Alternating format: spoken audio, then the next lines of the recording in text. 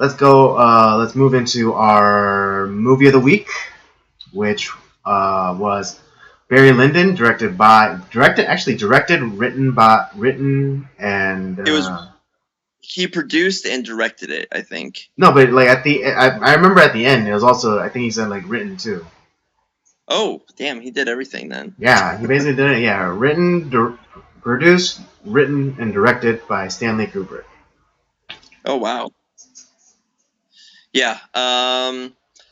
Well, speaking of the movie, well, for one thing, Andy and I actually got to watch it together. It wasn't just it's one of the rare instances that we actually got to watch a movie of the week together. But we were together recording for the main podcast, and it just kind of ended up happening.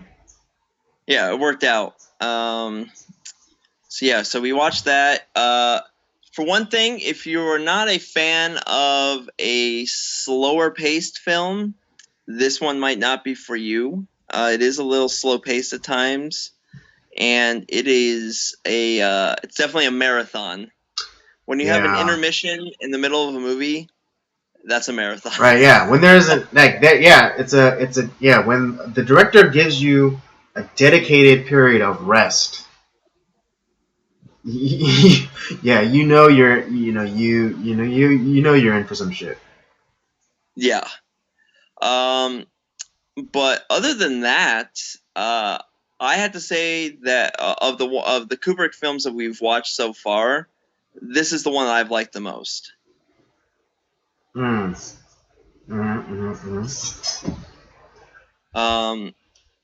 story-wise, it is it's based off the book. I forget the full title of the book, but it's like it's not The Strange Case of Barry Lyndon or something like that. It's not that, but it's there is a book that it is based off of.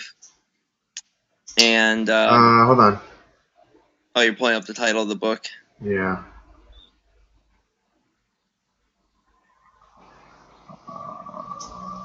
Let's see. Based on the 1844 novel The Luck of Barry Lyndon by William Makepeace Thackeray. Oh, actually, that's a very apt title because we were, and we'll get into like why that is kind of an apt title for the book. Mm-hmm. Because there was, we noticed a lot of luck in the film. Right, but I was right. Yeah, the movie was directed, produced, and screenplay by Stanley Kubrick. Oh, I didn't doubt you, Andy. Oh. Just making sure. Yeah. So what? Barry Lyndon is about this guy in like the 18th century. That's 1700s for those of you who don't follow. In the 18th century, and he's not necessarily born into a high status, and there's like this constant like chain of events that happen that force him down like a certain life path. And like Robert was saying, the luck in the title of the book is definitely apt because some of the situations that he finds himself getting into are are strictly by luck. And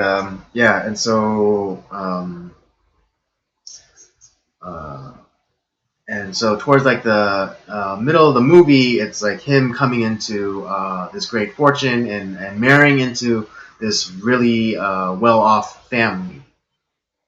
But like most stories, it doesn't end very well for him. Well, let's say this: like pretty much every other Stanley Kubrick film, it does not end well for the main characters. That's true. That's true. Fair enough. Yeah. Wait, but then can you? So the main character in Doctor Strangelove was the pilot. Well, I would say, there's with Doctor Strangelove, it wasn't just necessarily one particular main character, but that's the worst. But the worst thing happens to him, though. True. Well, I mean, it happens. I mean, if you think about it, everyone has bad luck because that doomsday device was set off. So everyone had bad luck. Oh wait, it was set off? Yeah, right at the end where you saw all the nukes go off and stuff. Oh, that's yeah, right. So That's everyone, right. That's right. Yeah. So yeah.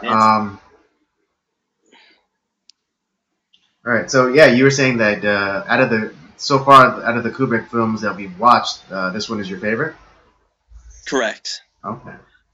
So I liked it because it's just one of those.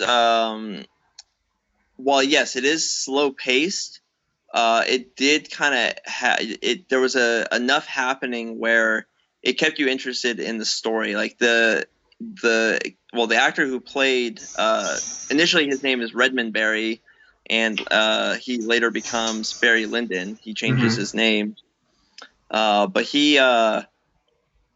The actor who plays him, I think, did a very good job in playing him.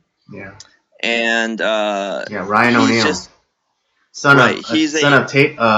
father of Tatum O'Neal. That's right. I forgot about that. Yeah, I forgot about that too. I was like, I kept during the whole movie, I was like, man, that guy looks familiar. And then I saw it said Ryan O'Neal. I was like, why? For some reason, I always thought the O'Neals was the kind of traditional O'Neal, like Neil. Right. But it was but theirs is O'Neal, like Neal. Right. So yeah, it didn't click to me until I looked it up and I was like, oh my god, that's him. I was like, I knew that was him. Right. And the main character has a lot of he's a very passionate, hardworking. While he does have a lot of luck, he does also take a lot of advantage of a lot of the opportunities that are thrust in front of him, good or bad. And it's starting off the movie. I think many of men can kind of relate to his story of he initially falls in love with, well, maybe not cousin love. Not exactly not exactly every man can relate, but just the general principle of a man falling in love with a woman, especially at a very young age, when you think every woman that you meet is the woman that you're destined to be with. Right, and he messes around with this woman who is his cousin, and right, but also it's not it's not as though it's one-sided. It's this cousin is also kind of down for him as well. Right, and that's kind of where the movie starts, and there's this growing jealousy as she starts to dance and be with other men, and that kind of starts Redmond Barry on his journey, because this guy is back in those days when you were embarrassed or slandered, or people would end up having some sort of fight about it. In the case of this movie, this guy would duel everybody. I think there was probably 3 or 4 duels that this guy ends up in through the course of the movie. True. Yeah, because when he's a professional gambler, he's people are challenging him to duels left and right. Yeah, so I mean, it's and it wasn't always pistols at dawn. Sometimes it was sword fights, sometimes it was fist fights, but the guy never stood down from a fight. So, a lot of times, it starts off on his journey. He ends up one of the guys that is going after this girl that he loves, or thinks that he loves. He ends up dueling him, but he gets fooled into thinking that he won the duel and that he needed to get out of town in a hurry. Yeah, but because again, the guy he dueled was, because Redmond Barry is an Irishman, and even back then the Irish weren't looked upon very favorably, and the the suitor of the cousin that he was in love with was an English officer in the army, and his cousin's family came upon hard times, and if that officer was to marry into or marry the cousin, then the family would then have access to like his money. Yeah. And so So so they set up like this duel thing because I guess they knew like his character, and he the Redmond Barry is not the type to stand down from a challenge, and they duel with pistols, but they just loaded his pistol with not a blank, but like I guess like in 18th century terms, a rubber bullet. yep, pretty much. Yeah, and so he thinks that he's like killed the suitor, and because he is a British officer in the army, he's like, oh, you have to lay low, you have to lay low till this blows over. And so his family talks him into to leave the small village that he's from and head to the big city of Dublin. And that's pretty much where like the I guess primary story kicks off. Right, and he all throughout it we have kind of a narration, like someone reading that book of to us, Mm-hmm. and talking about how Redmond Barry went through these adventures. He went from Right, he was leaving town, ends up getting robbed, comes into contact with the English Army recruitment office, joins up, goes to war, goes AWOL, and then kind of just, like I said, the luck factor. He's always kind of seeming like in a bad situation, yet finding company with the right people that help him out and right, kind of move him further along his journey. Right, because when he was in the British Army, just so happens like one of like his old friends like from back home like is an officer, and he's like, and he constantly he was constantly looking out for him back then, and so in the army he's like, oh, I'll as long as you have me, you'll always have a friend. Right. And so he was like kind of like a father figure to him, always looking out for him. But then during one of the first battles that he's in, that friend ends up dying, and so after that happens, he Redmond Barry's character sees no need or no longer sees a need to be in the army, and so he deserts, and so he he then goes about stealing the uniform of an officer, and then tries to make his way back home, but on his way he's intercepted by a Prussian officer, who then figures out that he's a deserter and gives him an option. He's like either go to jail or serve in the Prussian army, and right. And being the clever Irishman that he is, he says oh, I'll volunteer, and so he ends up right. What was that?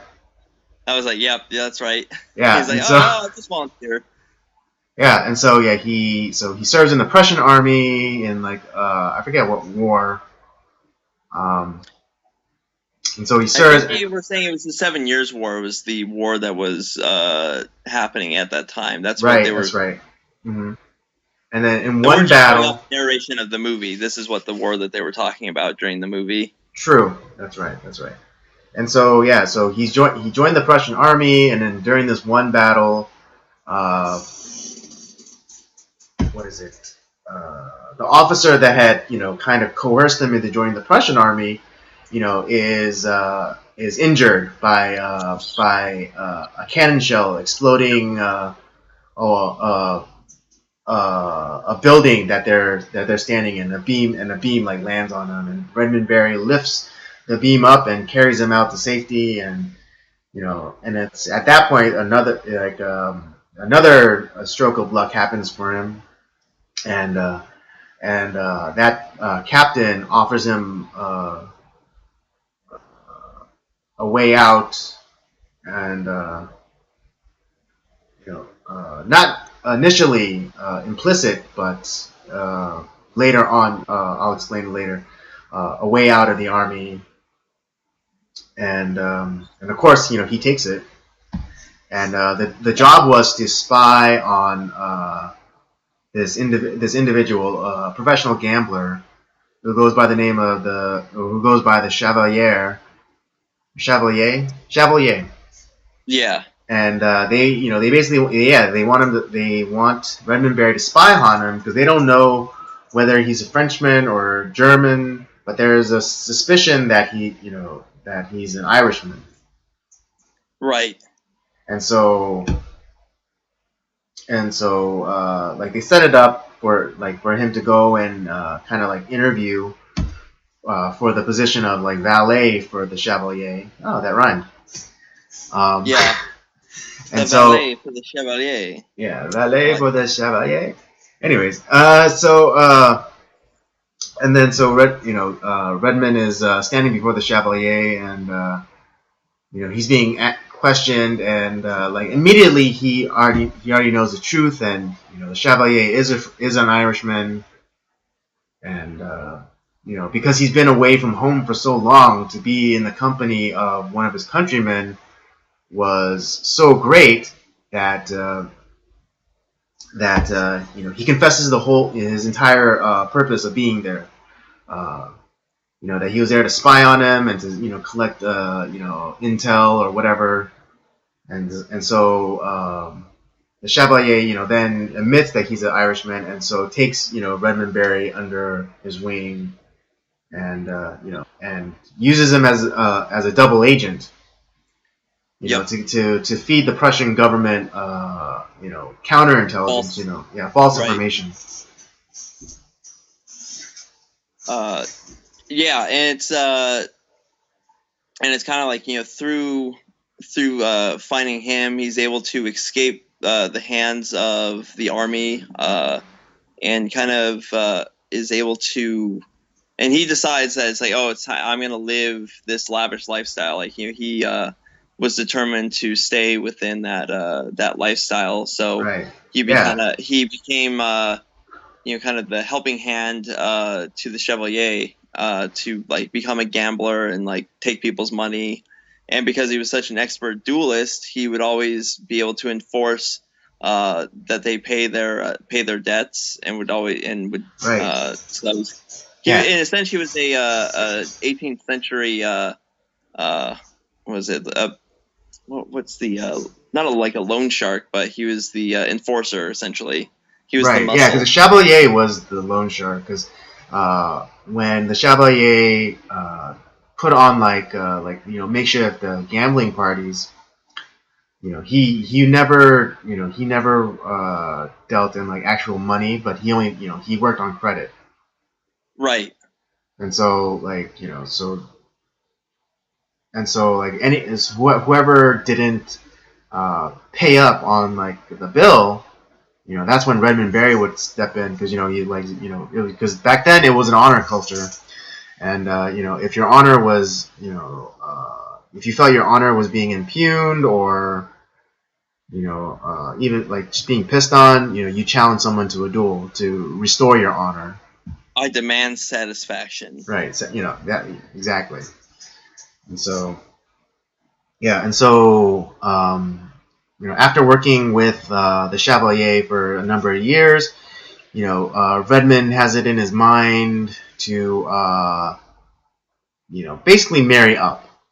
Because the notion of like romantic love and stuff, like all like was kind of evaporated from his being.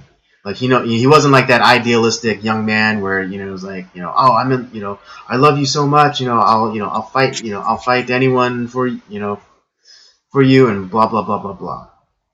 Yeah. And Well, so, that, and I think he was kind of over that because he went through like kind of that situation in earlier in his life too. So right, precisely, yeah. So that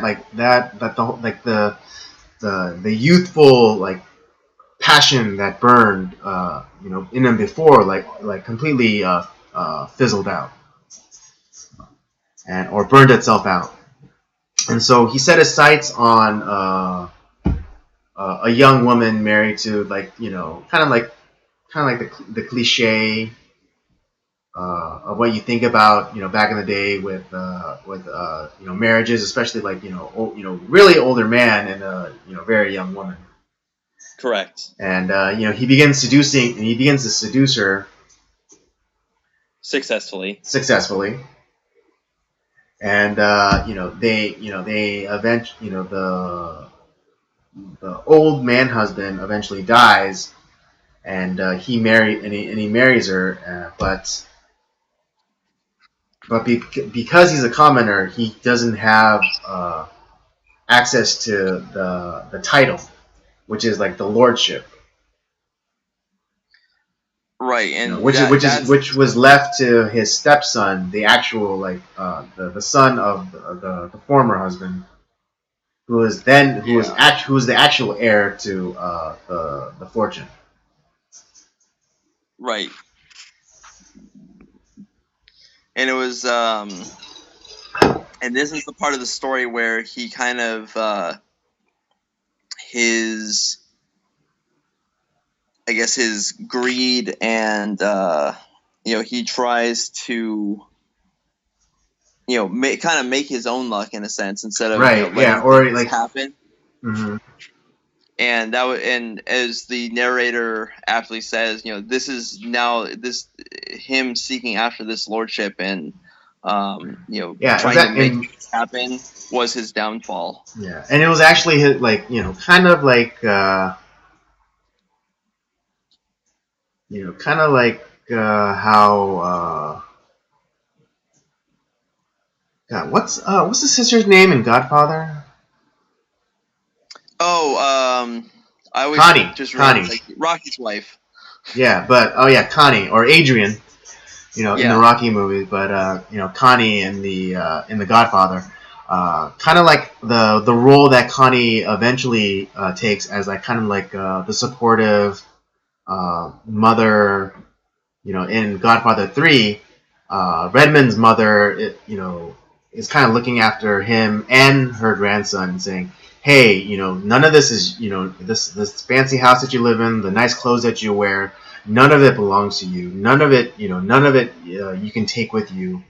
If your wife were to die, because it's all in the control of your wife, and it'll eventually then be under the control of your stepson, because it's your stepson's stuff. It's your stepson's money that you're Yeah. playing with right now. But you need to secure yourself. You need to secure the future for yourself, and you need to secure the future for my grandson." And so, yes, that's when Redmond goes on this campaign to obtain a title. And so, he starts, rubbing elbows with the right people, and inviting the right people over to his house, and making, certain acquisitions, like paintings and property and things like that, above, like, their market value, just so that he can get in good with the elites.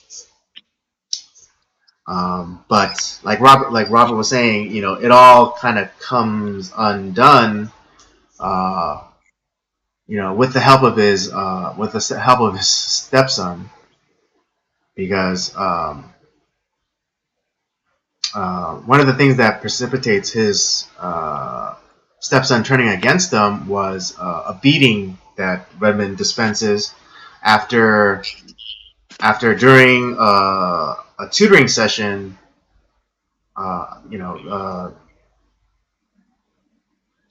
Redmond's stepson's, half brother, was kind of being annoying, and then he kind of kicks up a fuss, and so, being the older brother, he couldn't take it anymore and begins to spank him. And that's when Redmond comes in. It's like, oh, how I told you not to lay a hand on this child. Basically saying like, don't ever touch my kid. Right. And then he dispenses. I think where the real where it started with the stepson's hatred for Redmond Barry was when he saw him screwing around on his mom at a young age. True. But yeah, like then it like really was exacerbated by that beating that Redmond gave him. Right. And so, he then issues a decree like, oh, that's the last time you'll lay a hand on me. And if you do it again, I will kill you. And so, nothing more of that, was said. But then during kind of like a concert at their house, where his mother and his tutor were, kind of showing off to like all of Redmond's fancy friends. He comes in very disruptively with his, younger brother in tow, wearing, the little brother was wearing his shoes and making like this big, like kind of disturbance. And then he basically calls out everyone. He calls out his mom for being being looser than Gerald Fogel's pants after the Subway diet. Yeah. And also his stepfathers for saying like, oh, you weren't, you weaseled your way into this family, and now like now you're gonna ruin everything. Pretty, yeah. Yeah, and then he also like said like how like he also says that his mom was like a really a rotten mother, and it's at that point that Redmond like loses his shit and he proceeds to beat the shit out of his stepson. Oh, he went all trailer trash on him in yeah, exactly. He went party. Trailer park. Yeah, he went trailer park on his ass. And then that was the beginning of the downfall because, like, because instead of like practicing patience and like beating him out of the sight of all of those high elite well-to-do people, he did it right in front of him. It's funny because it took like 10 men to restrain him. Yeah. At least that's what it looked like from that's what it looked like from the shots. Was it he showed them how they do things down in Berryville? Right. Yeah. Yeah. Like the stepson like called them out, like oh you're from Ireland, and you should just make your you should just go back to where you came from. And so that pushed him over the edge, and he proceeded to Redmond Barry proceeded to beat the ever living shit out of his stepson. Oh man, he kicked his ass. Yeah. And so it goes on, and then it takes a tragic turn when Redmond Barry's son dies, because of an accident after falling off a horse, and then it was at that and then a little bit later on.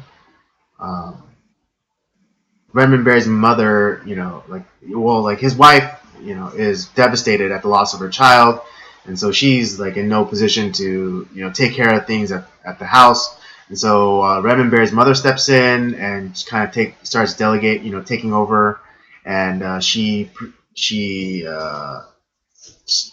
of starts off with firing the tutor, Reverend Runt, who is, if you want to know what he looks like, think of a Pixar character. Just think of a Pixar character. It doesn't matter which one, but if you are a fan of Pixar, you'll understand what I mean. Very sharp edges, and pointy. Think that, and you'll know what I'm talking. You'll have an understanding of what Reverend Runt looks like. he's one of the most cartoonish human beings I've ever seen in my life. Right. Not just in terms of character, like the character that the actor portrays, but just in physicality. Yeah. Physically is like the most cartoonish person you've ever seen. But yeah, that you know, the tutor gets fired, and then, you know, he's had enough. Their CPAs had enough. Their accountants had enough. Right. They go to the son and saying, it's like, you know, this is all your stuff. It's going down the tubes. Like, you know, you need to reclaim it. Mm-hmm. And they kind of, you know, essentially finish off Redmond Barry. Yeah. And so like the climax, you know, the stepson, what is it? Is it Bullingdon? Yeah, Bullingdon. Bullingdon, yeah. He goes and confronts Redmond Barry and challenges him to a duel. Not swords, pistols. And you know, because you know he's still a boy, probably 16, 17. Yeah, I would say that's pretty safe assumption. Yeah, because when you know, when Redmond married his mother, he was probably around 8 years old. Yep. Yeah, and then the half brother, he had a birthday turning 8. Yes. Or so that'd make him at least 16. Yeah, so it's like by the time the end of the movie is, it'd been like another year or two. Right. So yeah, he was probably about like 18, 19 years old at the time. Right. And so so he challenges to a duel of pistols, and it wasn't the duel where you both fire at the same time. You actually have to take turns, and so like they do a coin flip, and Bullingdon wins, and so he's allowed to go first. But him still being a boy and not having experienced the world, or being prepared to be to live in that world. He's physically shaking, and he even like throws up at the prospect of having to shoot Redmond. And so he takes his pistol. He's instructed to cock it, but he doesn't do it right, and so the gun goes off. The pistol goes off. And so he asked for another one, but he's like, oh, well, the rules are, that if the gun goes off, that was your shot.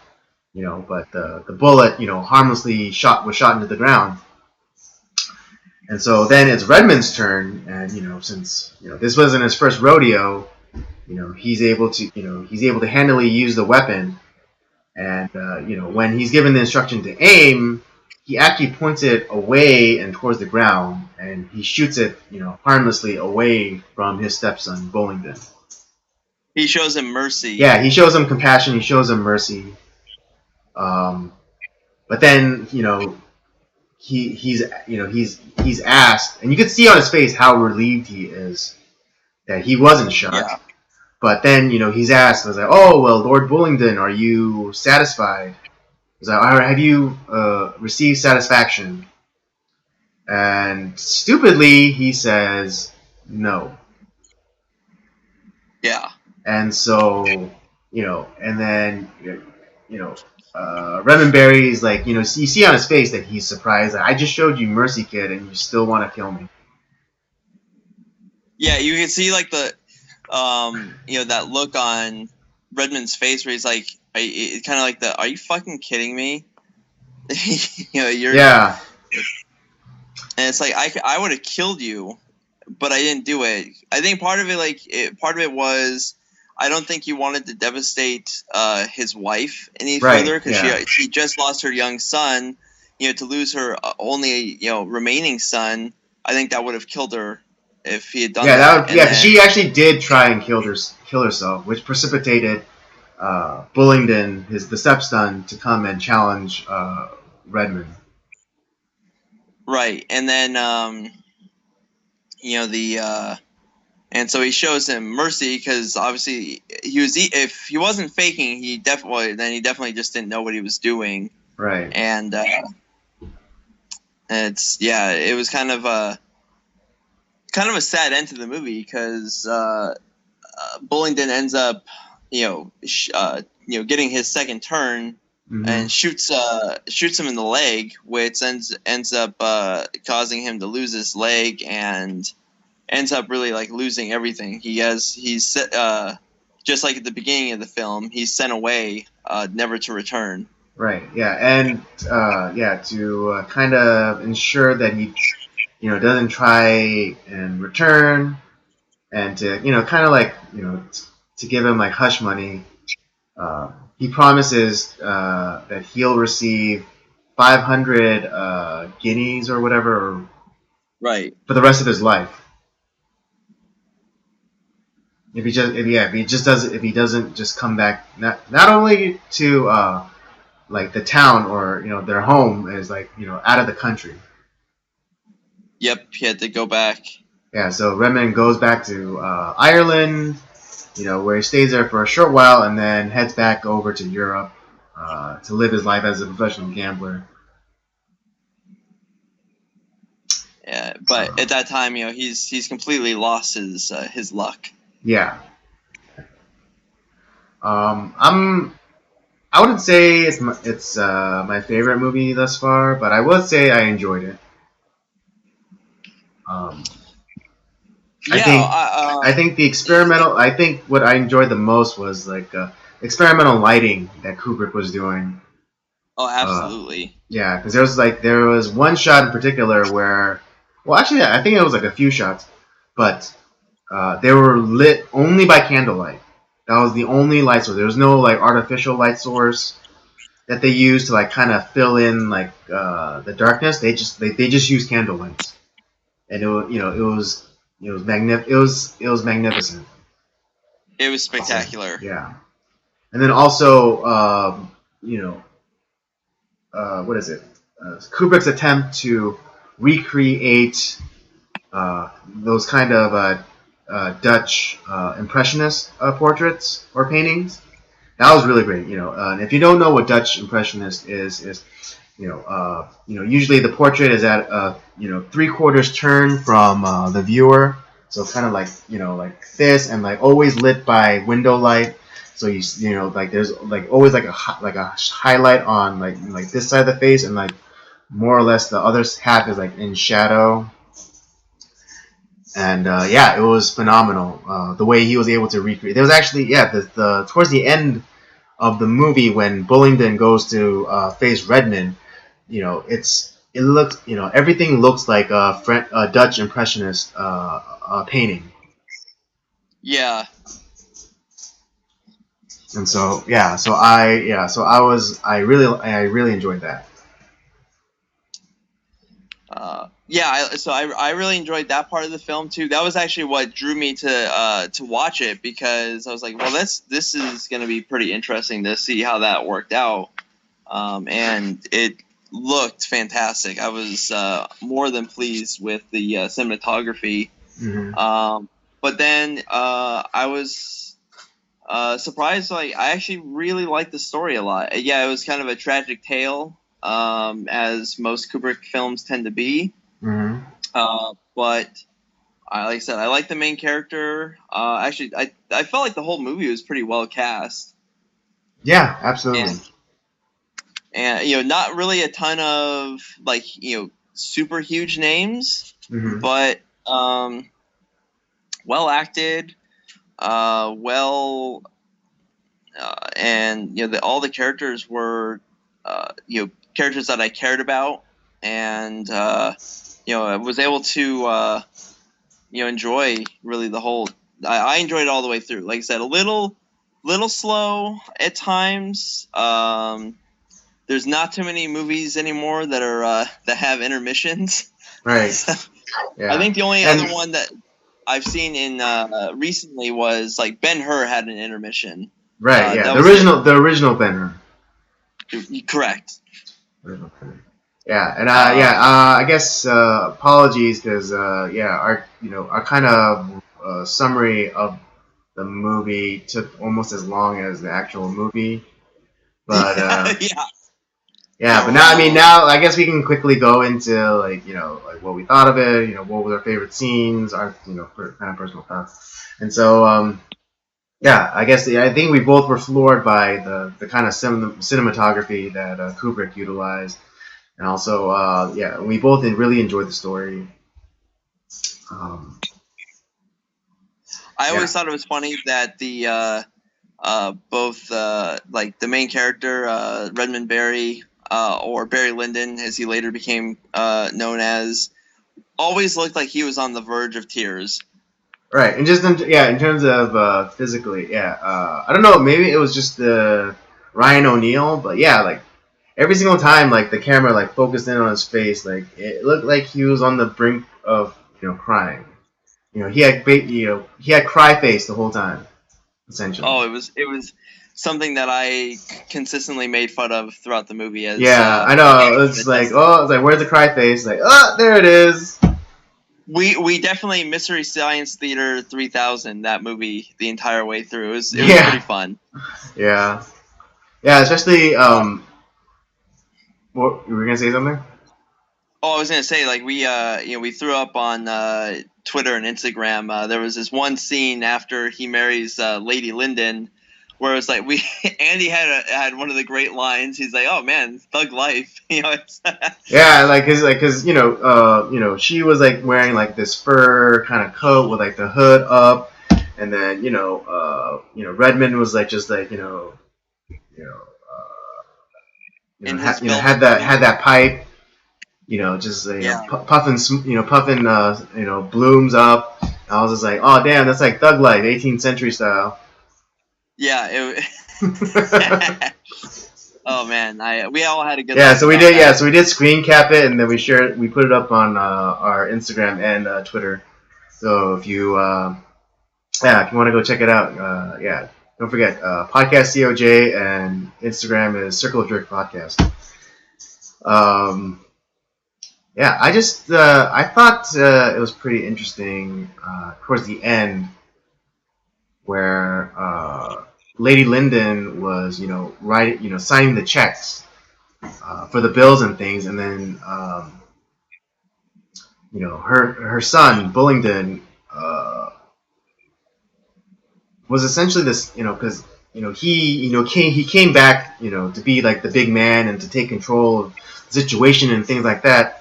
But at the end, his mother was still taking care of everything, and there is just kind of like this weird kind of parallel between him and his stepfather. Because even when his stepfather was around, his mother was still in charge. Right. It was always Lady Lyndon that had the power, Mm-hmm. and yet you have well, Barry Lyndon was always trying to. He wanted that power that he never quite attained, and then yet you have also on the other side you have Lord Bullington, who started out with, like, he's supposed to have all this power, but then in the end he doesn't really have any at the same time. So they really are in a lot of ways the same person but in different roles. Yeah, they're just kind of like mirror images of each other.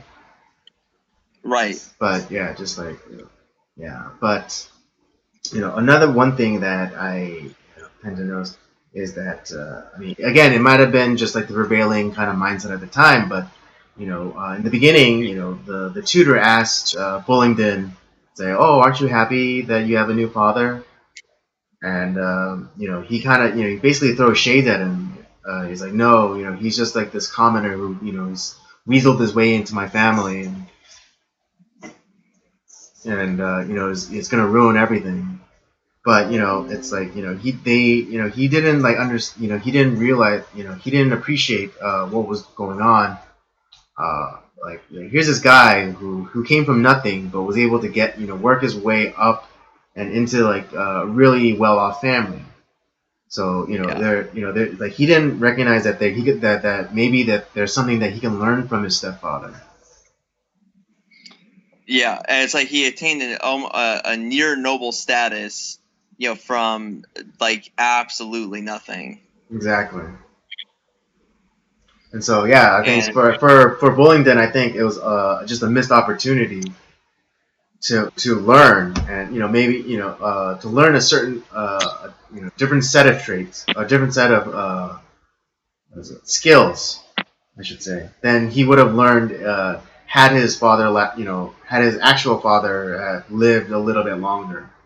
Because again, like his actual father was on pretty much on death's door. right. And like I can't imagine like what lessons his father might have taught him. Yeah. But he definitely so from the very beginning he set himself up to be a rival or a hurdle for Redmond Barry, as opposed to I'm not not as opposed to not being an ally, but just kind of using him for what skills that he could attain from him. Right. But yeah, overall, I like I said, of the ones we've watched thus far, it's definitely my favorite of the three we've seen. It's kind of like a mix between Count of Monte Cristo meets Forrest Gump. Right. Yeah. And yeah, that's what I said too. Yeah. Well, I'm piggybacking off like what you told me earlier. It was like that, I felt that was. Yeah. It was well, yeah, very I'd like. good description. Yeah, but don't sell yourself short. You came up with a Monte Cristo thing, so. True. We mixed our ideas together. Yeah, because he was like saying like, yeah, this has like a real like Monte Cristo kind of vibe. I was like, yeah, but it's almost like Forrest Gump. Because like here's this character that kind of happens upon situations, whether like advantageous or just kind of like misfortunate. So Yeah. Because it's like that scene where he saves the Prussian captain. That was totally Forrest saving Bubba. Yep, exactly. And then there was it's kind of the the reason I thought Count of Monte Cristo, because he's turning the whole like his misfortune into something good. Like he finds something through the misfortune to like he. Right. Yeah. Maybe not revenge, but yeah, he's definitely he's definitely finding the good in situations. Right. It is a marathon. So yeah, you want to have at least a few hours set aside if you want to watch. Right. It. Yeah. If you know you're gonna have a free weekend, yes. Set yourself up right. Get a cooler of drinks. Keep a cooler of drinks handy. Get some snacks handy. Plop yourself down and watch this movie. Again, I wouldn't necessarily recommend it watching with children, just in terms of content and also length of time. But if you enjoy a good story, if you enjoy experimental lighting techniques, I think this will be very enjoyable for you. Yeah. I will say though, this is definitely the cleanest movie we've seen so far from Stanley Kubrick. As far as language and violence and nudity and stuff like that. There's nudity in this. Ish. No, there's a scene where the narrator was describing his Redmond's infidelities, and he's like at the whorehouse. True, but they never like showed it. Well, they showed boobs. They didn't fully like expose them though. No, they did. Did they? Yeah. Oh shit! I guess so. I wasn't paying attention to that point. If it's one thing I remember, it's boobs. Oh well, okay. Well, it's definitely not as much as Clockwork Orange. That was extremely graphic. Yeah. Yeah, I think I'm just as comparing compared to the other to ones. Clockwork Orange or maybe even Eyes Wide Shut, yes, very tame. Very tame. Yes, but still, again, not I wouldn't recommend watching with the kids. Definitely not. All right. Let's get this thing wrapped up. On the scale of 1 to 5, what would you give it? I give it a 3.5. Okay.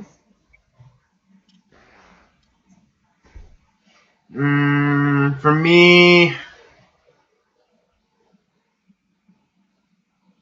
kind of maybe 3.5, but then maybe also 4, just because of like the photo nerd in me, and I really enjoyed the lighting techniques.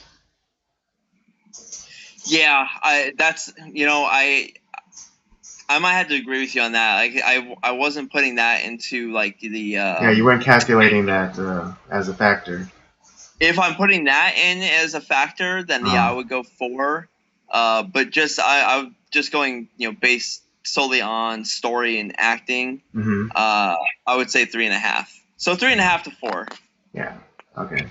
So yeah, so this week we're aligned, and we on solely story and performance, we give it a 3.5. But if we're also gonna include the kind of the technical nerdy like photo stuff, that because the lighting techniques, then we give it a 4.